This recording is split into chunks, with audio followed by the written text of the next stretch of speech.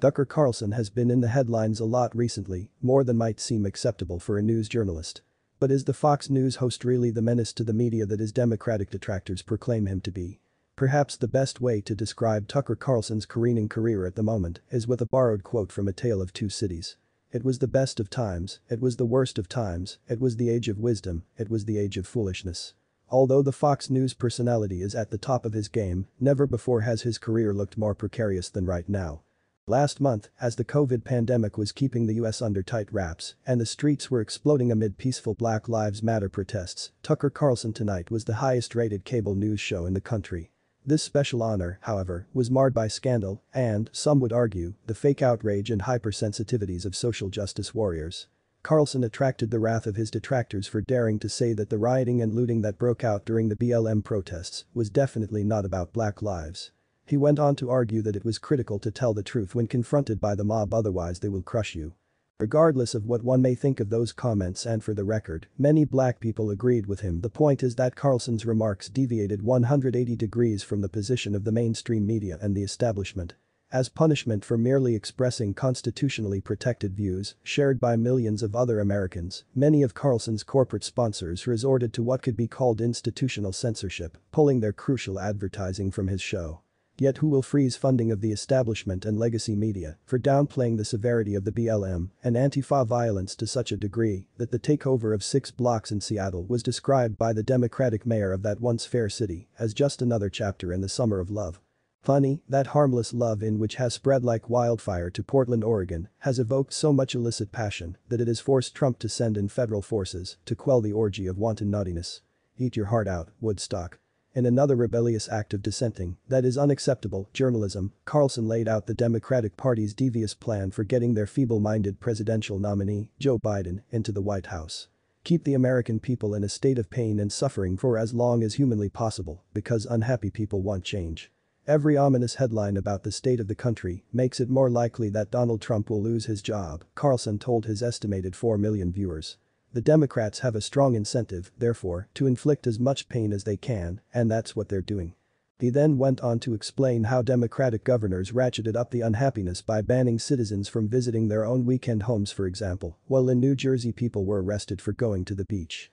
Needless to say, those are not talking points one would ever hear on CNN or MSNBC.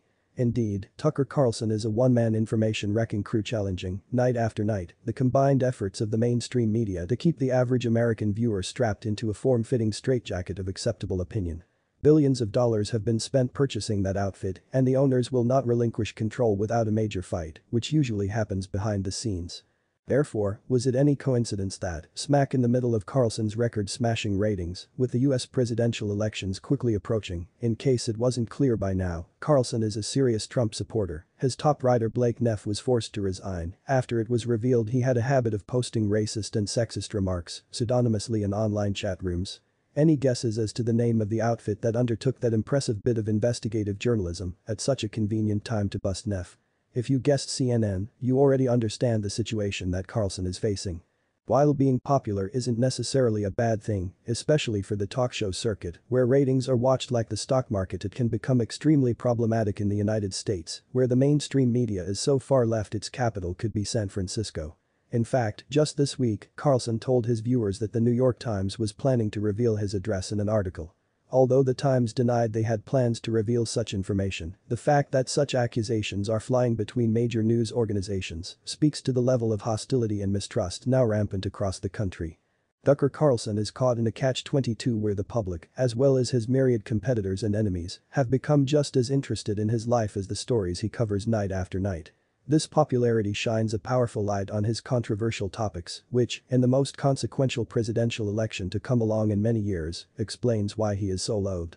Perhaps it is time for Tucker Carlson to get out of the media business while he still can and try his hand at politics, as many of his ardent supporters have suggested. Who knows, he might even make an outstanding vice president. Lest we forget, Tucker Carlson recently became target of spells, with the hashtag witches against Tucker trending. As Fox News defends host Tucker Carlson's show against accusations of not being factually accurate, the hashtag witches against Tucker began trending on Twitter, conjuring up some highly unusual critics of the commentator. We, the witches of Poland, will no longer tolerate the behaviors of Tucker Carlson. I am calling on all witches of Poland to cast your spells on him, humorous rapper and successful Twitter troll Elijah Daniel tweeted, appearing to kick off the witches against Tucker hashtag, which has received support from thousands of users. Daniel followed up with a tweet written in Polish, stating, "You opened your mouth full of hatred, and now you are cursed. The evil man is now with you forever. For generations, your offspring will be cursed from birth, from the deities below." The rapper has tweeted about the gay rights debates currently raging in Poland, but the topic appears to have little to do with Carlson directly. Many following the hashtag admitted they did not even know why it was trending, but were happy to have a reason to blast the Fox host. Some called for Carlson to apologize, though they didn't specify what specifically he should be atoning for. Witches gets things done. Tucker can't run. Tucker can't hide. He better just apologize, one user tweeted. Others simply played into the ridiculousness of the hashtag, which somehow found itself trending alongside legitimate news items. Carlson has lately found himself at the center of the commentary versus news debate raging over Fox News, which has made him the scapegoat for many social media activists displeased with the network's conservative leanings.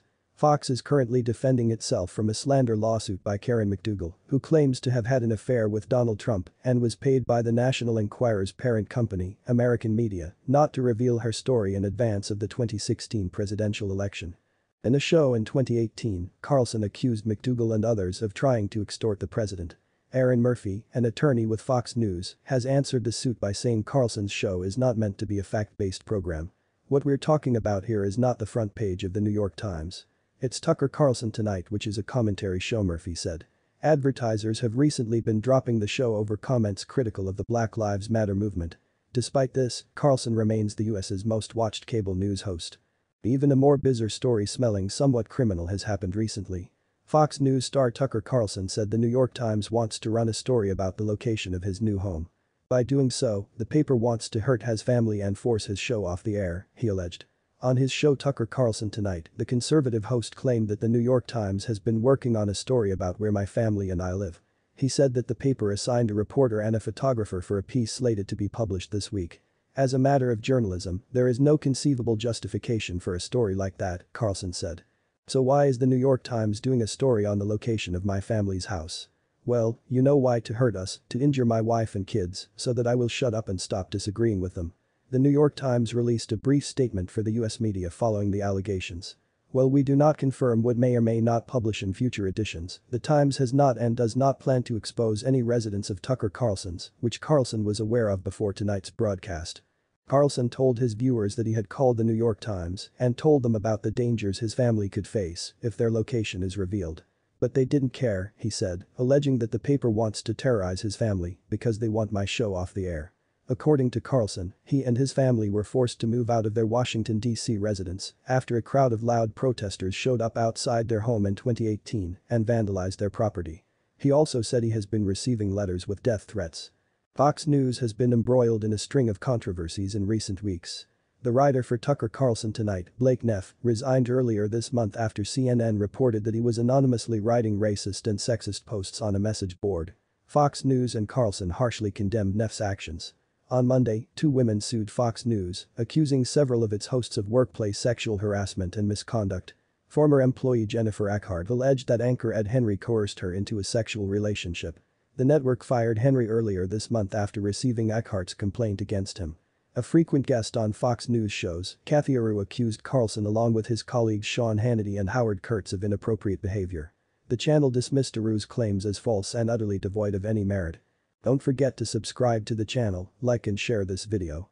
Be well and until next time.